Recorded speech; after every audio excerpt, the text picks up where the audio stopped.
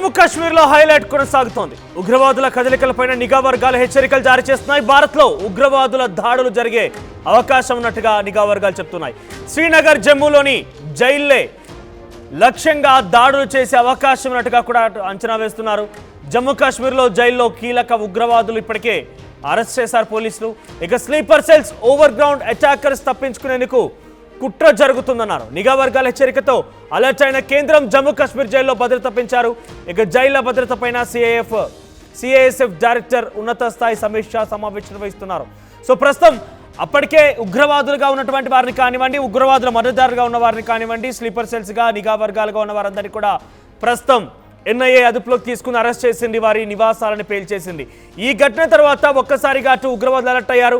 ఏ క్షణమైనా ఆ జైళ్లపైన దాడులు జరిగే అవకాశం ఉంది. వారిని తప్పించేందుకే ఈ కుట్ర జరుగుతుందంటూ కూడా చెప్తున్నారు. ఇక దేశంలో కూడా పలు చోట్ల ఉగ్రవాదులు దాడులకు తెరలేపే అవకాశం